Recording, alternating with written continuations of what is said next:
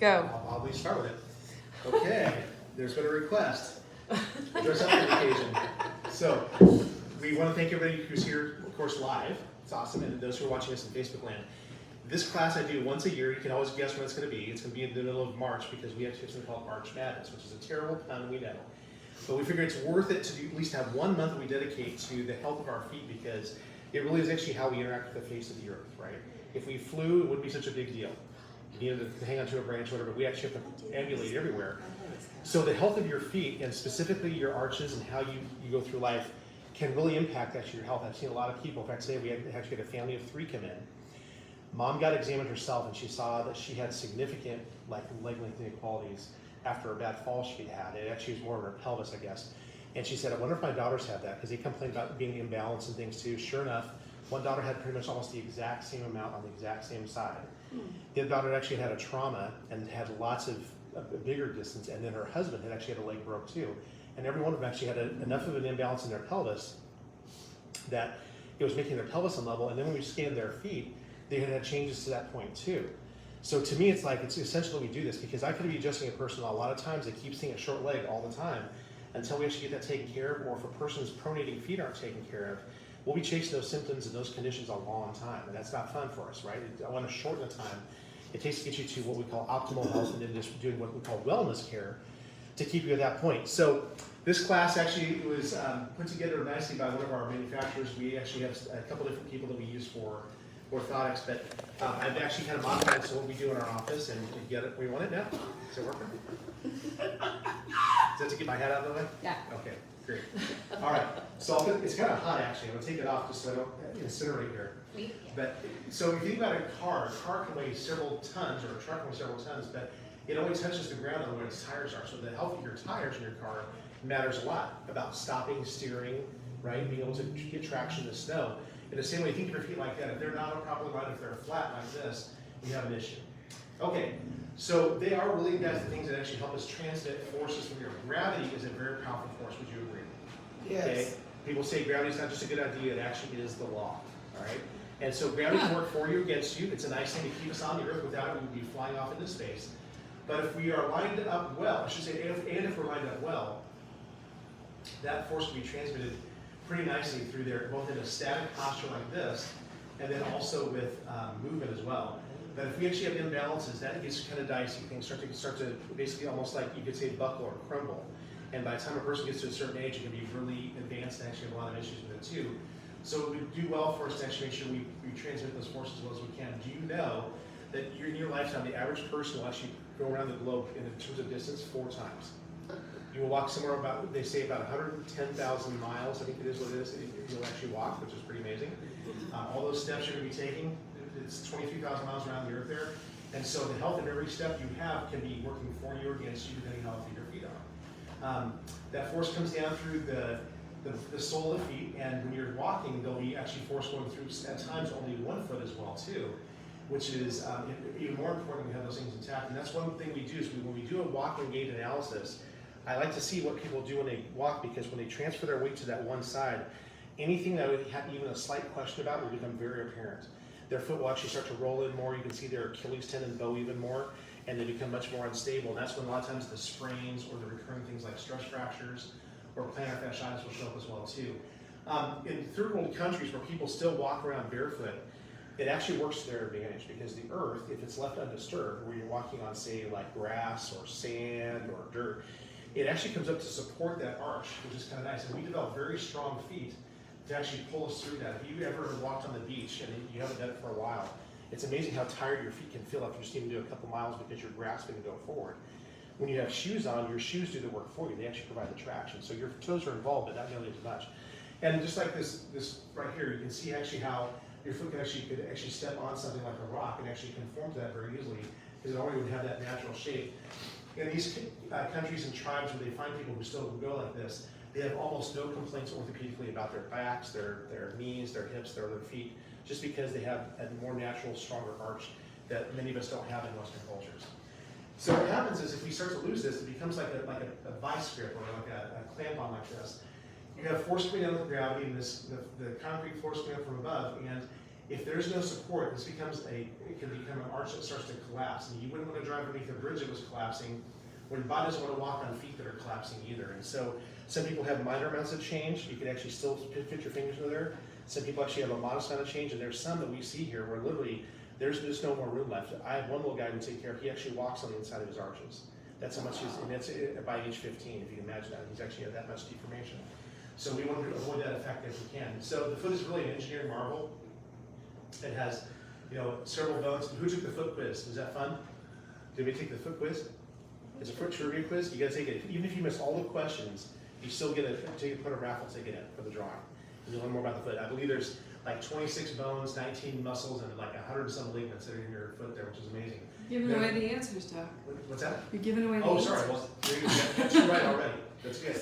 Okay, but here's a snapshot of this, and you can imagine what it takes to put this together so you can actually ambulate well. You have this, contractile system that actually enables you to flex and extend your toes. And who's ever had this experience where you almost twisted an ankle, but you catch yourself and you come back? That's an amazing reflex that happens between your muscles and your nerves. And then who's ever rolled an ankle and sprained one before? Okay, in sports or something like that. So yeah, when that happens, you actually stretch and tear these things, which are the passive ones, your ligaments, and there's just a whole bunch of them. And what we want to do is make sure those have nice integrity to them. The problem is that with a foot that's becoming increasingly flexible, there's several ways this can happen. There are actually some soft tissue diseases that do this. Sometimes it comes from actually having improper support over time. It can become from being sedentary, where you don't develop the strength you need. Some people, it comes from pregnancy. I actually have an aunt who, she went into her first pregnancy wearing a size 8. And then after her first pregnancy, with the weight, she had a very fine build. Her feet expanded to size 9. She had a second child, and her feet expanded to size 10. After her third child, she expanded to size 11. So she went up 3 sizes in 3 pregnancies. You can imagine. So her shoes were very long, because she had these long, wispy feet, kind of like elf's feet or something like that. Okay? And then also with weight gain or weight loss and various things that can happen to us as well. One guy I have cared for in the past, he actually had a fall from a ladder that was, he probably went down 15 feet and hit the ground hard, broke the leg. But he forcibly drove his foot down too, which is pretty rough on him. So he actually wears orthotics as well. And so pronation is actually a natural motion that our feet go through. When we go through the gait cycle, what's supposed to happen is, and I can maybe kind of show you here, if I pull up this here. Imagine this is a foot. We're supposed to kind of strike the ground and actually go through a cycle of pronation where our feet tend to roll in a little bit towards the big toe. But it's supposed to be a very mild amount, and it's supposed to be kind of a natural roll as we go through the gait cycle. Yes? Okay? Oh, sorry. Yes, like this. There we go. Like that. So we can see that at home. Is that good? All right. So, but that's actually a natural motion. So if you ever see my feet pronate, well, it's okay. It's hyperpronation we're most concerned about. Supination is when the feet come back and we respond by walking our feet, restore back to that normal arch. But there can also be too much of this as well too. Some people have a very high, rigid foot that's excessively supinated. And if you watch their foot marks when they climb out of the pool, only the things you'll see are their toes and their heel. Everything else is not touching, that's abnormal too. All right? So I wish these animations worked, guys. I've actually had different people with different levels of skills with computers get this going for me, and I don't know if I can make this work today. Yeah, okay, sorry about that. But anyway, the gait cycle, when it's normal, you'll see kind of a flexion down to the arch, and it springs back to there. And really, there's a misnomer that people say, well, it's the arch of my foot that's going down. Do you know you actually have 3 arches? Okay, there's the one everybody knows about, which is called the middle one, or the instep.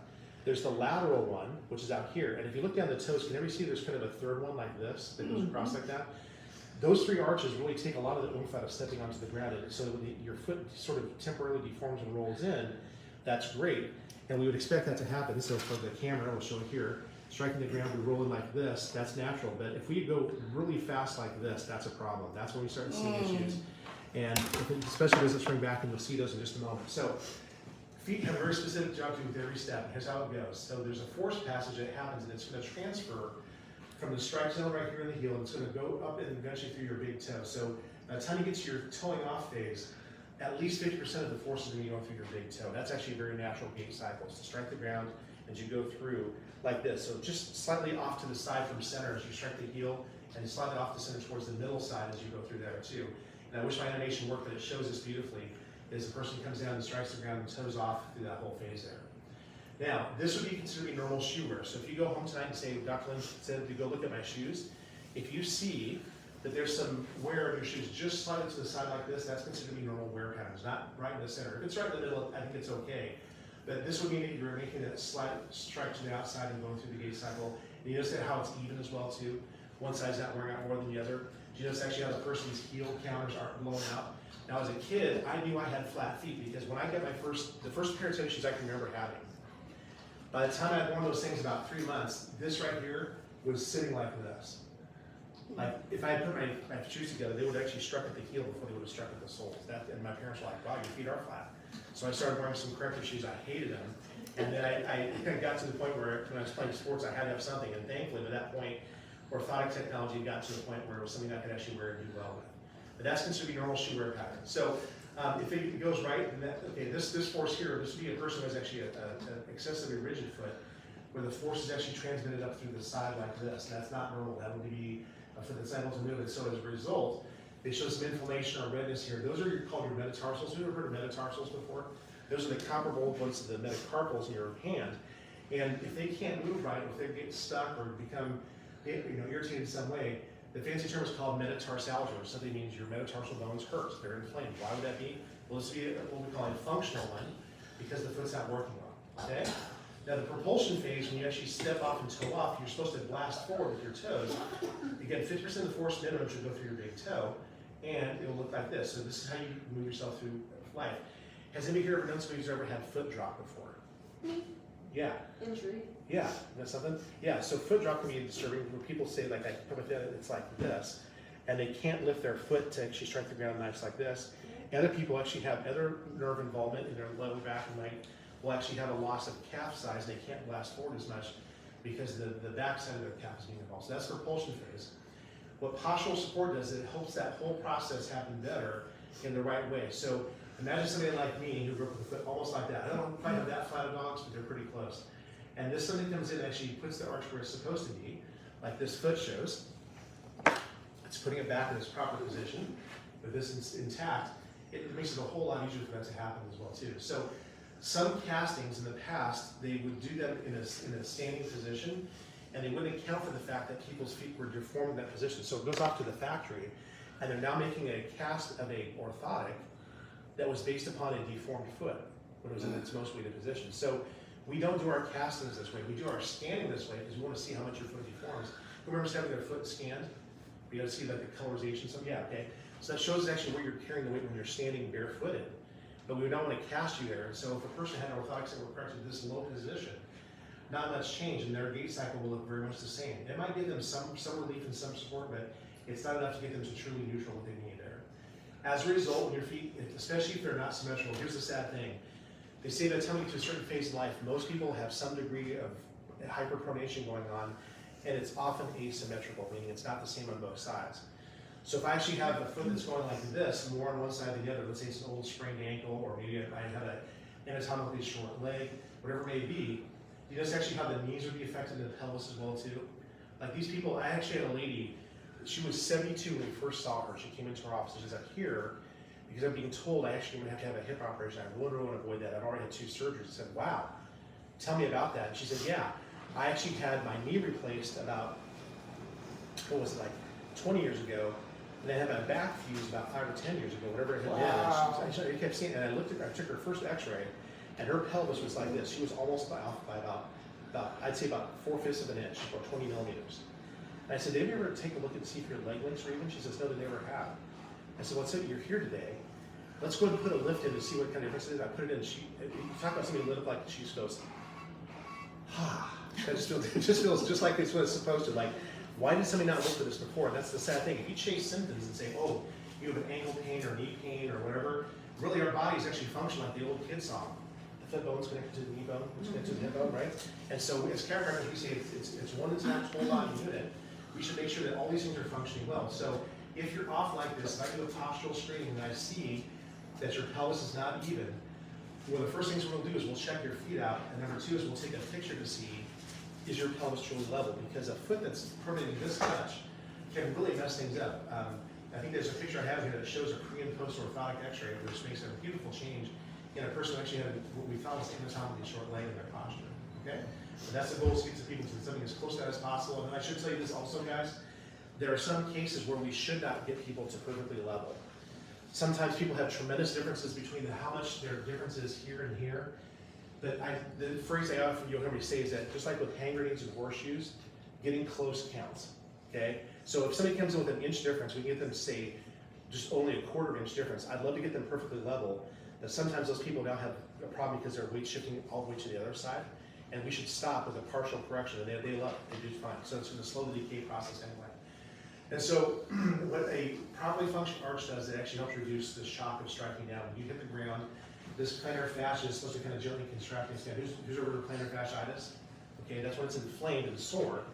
But the plantar fascia actually has muscles in it. It's very strong, bristly connective tissue that runs from your toes all the way through here and touches by your heel.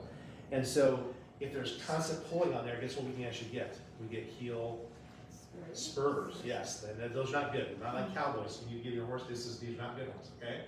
So here's what a flat foot would do. Instead of propelling you forward, it comes down and strikes the ground really hard. In fact, sometimes if you hear a person running with flat feet, barefooted at the pool, you hear that. They're not going to sneak up on anybody, right? It's like, boom, boom, boom, boom, like a duck towel, right? Okay, and so here's some of the deformations you'll commonly see. Like these are some pretty advanced ones. Here's somebody who actually has not only fallen arches, but look how much they're standing with their feet turned out. Yeah. This is called Frick's angle. It's supposed to be approximately 5 or 10 degrees. There should be a slight downward turning of your toes like this, but to be at 25 naturally, right? Or the other opposite is pigeon-toed. You'll see kids like this, okay? Duck feet and pigeon-toed. The bird's really taking on the chin of this top. Sorry about that. And there it is. And here's the person when they stand. Look at it. Do you see how that Achilles tendon comes down rather than being straight up and down? It bows like a J, doesn't it? Can you see that? So this is one of the tests we do. People take their socks off and shoes and roll their pants up, and we can take a look and see, do those bend in? And some people have straight Achilles tendon when they're standing, but as soon as they go to walk forward and that foot turns in, now you see it coming out there, okay? So that's some common signs of pedal or deformity having problems there too. So with that, again, what we said is with a hyperpronated foot, when the arch drops too much, the tibia now turns in, the lower leg bone, and we start to something here which is called, well, the fancy term for it is called genu valgus, okay? Or what we commonly call knock knees. Okay, people say they have a greater space in between or down to their feet than they do at their knees. And that really sets up things for what's called the unhappy triad. People actually have this kind of thing going on, or an increased risk for actually tearing their ACL, tearing their medial collateral ligament, and also tearing their medial meniscus on their knee. If this person's playing sports and jumping, they're really in trouble. That's not going to be good for them, okay? Also, serves to give some balance and coordination, which is nice. There's actually nerves in our feet. Yeah, that's me. No, I'm just kidding. Yeah. His hair's too long. That's right, there you go. Yeah, so the foot that has a healthy posture allows it to function very effectively. And restoring that function does take time, but the rewards are totally worth it. So, yes, let's go back here real quick. So, proprioception is the ability to tell where you're at in space. If right now, if I said, put your hand above your head, and you did this, you would know it's there, even with your eyes closed, even with your ears plugged, even with your nose stopped like this. All those 5 senses are gone. The 6th sense is where you're at in space, and so your feet play a pretty big role in actually how that goes in proprioception. And that's why it's such a dangerous thing when people start to have neuropathy, okay? There's actually somebody who I know who actually has had such neuropathy in their feet they can't feel anything anymore. When the lights are off, they fall. Because the only way they can tell where they're at in space, their feet don't tell them anymore, they can't see where they're at, so when the lights are off, then they fall down. So you actually have to sleep with the light on. They get a night, get something? Yeah. Okay? So the question is, what kind of feet do you have? Well, we can everybody take their shoes and socks off and compare. I have terrible feet. I have terrible ones. Okay. Yeah. All right, so here's the flat flexible foot. This is the main one we take care of in this office. We do see the most of this. Again, it's usually been an acquired thing. Sometimes it's been from an injury, but it's usually just from using your feet on you think about, I talked about the third world nations.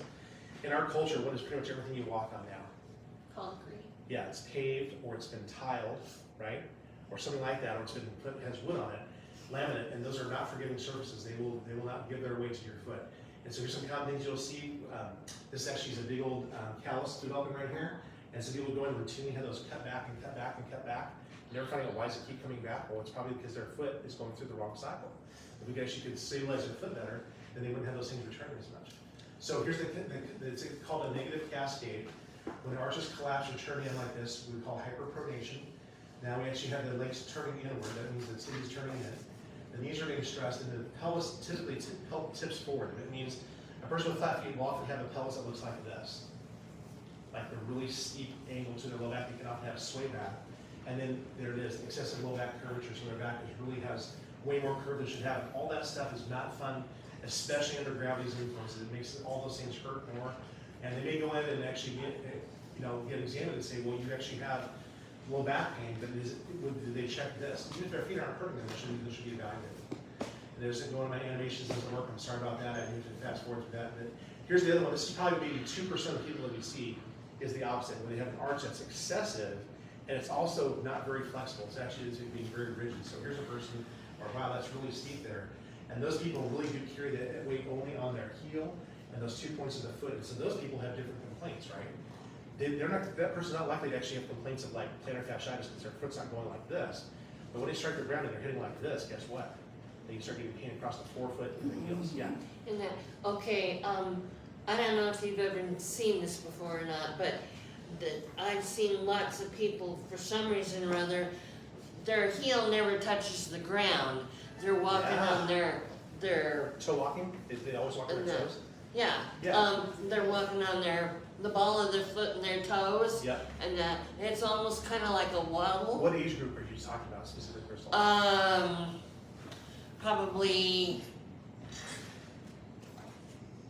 from 20s up to like maybe 45. Really? So in real little youngsters, that can be just a developmental phase they go through in some cases. They feel more balanced that way, but some cases it can be kind of like a developmental thing like autism. And like people in that group, sometimes it's a lack of flexibility in their calves. They literally cannot strike the ground and have it feel natural. So they'll walk like this instead. They just always tend to be more forward granular too. And so those people probably, as much as anything, need to have some type of stretching program for their calves, like their gastrocnemius and their soleus muscles of their calf. That's a great question, Crystal. I can talk about it with you. If you have somebody in mind who can talk about what we can give them. What an orthotic is supposed to do is put your foot in its most neutral position, the most effective position, without you having to do the work for it. Now, people say, well, if you get lazy, actually not. A good orthotic will actually stimulate your foot to do the right thing. And even if you go barefooted, when you wear an orthotic, you should have better responses. Yes? Okay. Just wait. Okay. Yeah, so here's actually the difference between, this actually shows you what a good orthotic should do. In this case, the plaster cast was made from a person who did not have their foot deformed when the cast was made. And the arch support comes up and meets them where they're supposed to. This one here was made for the orthotic. Actually, see how it stays there? That's not doing its job. It may give you some cushioning, it may give you some modest support. The only difference between where your foot should be and where the orthotic ends up hitting you means you have a deficit in that orthotic. An orthotic that's been worn for a long time can start to do this too, as the plastic starts to break down. But it should never start that way, for sure, okay?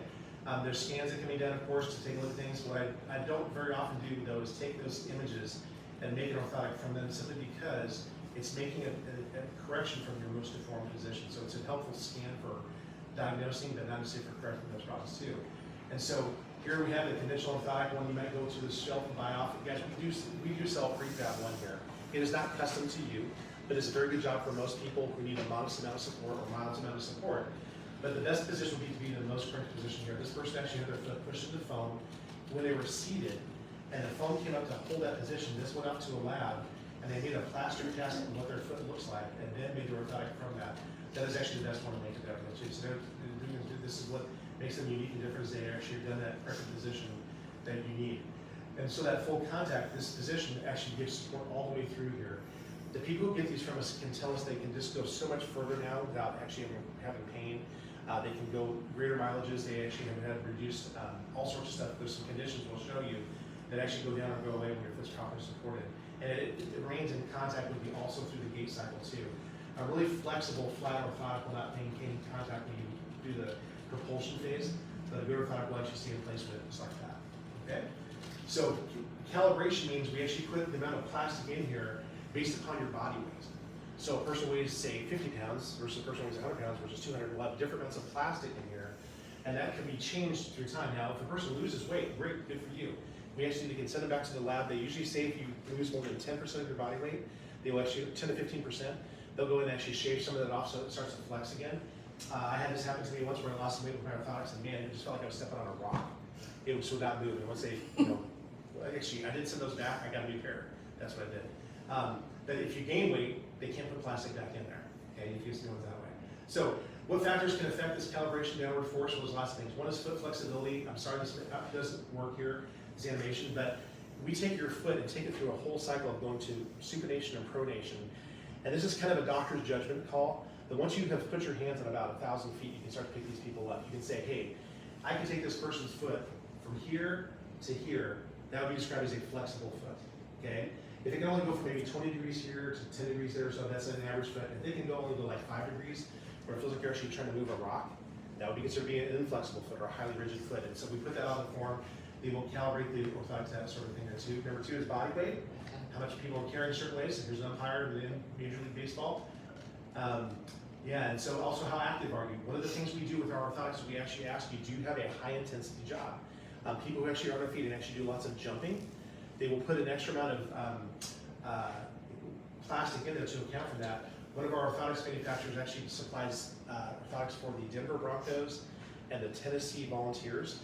Those people are putting way more than their body weight through there. If you're an offensive lineman and you're pushing off and you weigh 295 pounds against another guy who weighs that same amount and you're colliding, you better have some extra support in there so you don't twist your ankle and go through that as well too.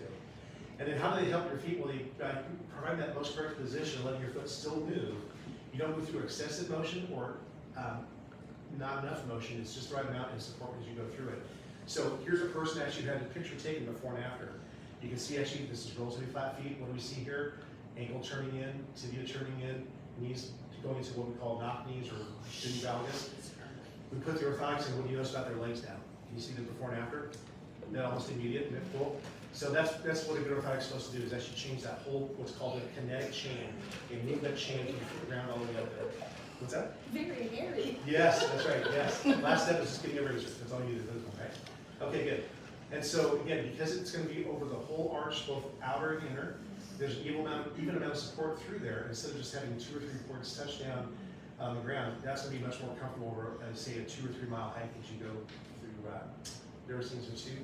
And so because that calibration is there for the amount of foot flex you need and actually having full contact, function restored, and certainly it's way more comfortable too. And we love to see that. We love having people, we've occasionally had, sometimes we just have a casting that just doesn't quite what the person needed, and they say, I'm getting a little bit of a blister. So something shows up here in their foot, and so we send it back to the lab. What they do is they take the plastic, bend it out of there and take it off there, and it comes back, and they say, hey, it feels great now. Both the companies we use are extremely customer service oriented in that regard. So I'm going to go through a few conditions that we see with people having uncorrected feet and how they help, and then we'll be getting close to the end here. So, who's ever heard of bunions before? Yes. Okay, yes. Low back pain, everybody's heard that one for sure, right? Who's ever heard of Morton's neuroma? I'm sorry, I've That's got right, a that's lead. right. I'm sorry. Call me later, Chris. Yeah. Rigid foot or rigid toe, excuse me, hallux rigidus, knee pain, and of course plantar fasciitis. Let's go through what these are real quick. Here's actually the callus that forms when people actually have force going through one part of the foot. It's not supposed to go through here, all through here. The body overheals that area. That's what a callus is, right? If you work with your hands, you get calluses. Your body's doing what it's supposed to. But in this case, it's actually not going through the foot symmetrically, it's going through one part. Sometimes these can be also like a plantar joint. Yes. That this would be there. So plantar fasciitis is where your body actually has this really bad inflammation that forms in the foot arch as it flexes. It's like a guitar string. If you took your guitar string and always turn it like this, it's going to have some tensile breakdown in it. And that's what a plantar fascia does when it goes through there. And so it's drawn tight like a guitar string here, and it pulls. And guess what? If it's pulling on the bone here, bone will overheal. That's what we commonly call the heel spur. That can only be really diagnosed by X-ray, or they can do it with ultrasound too.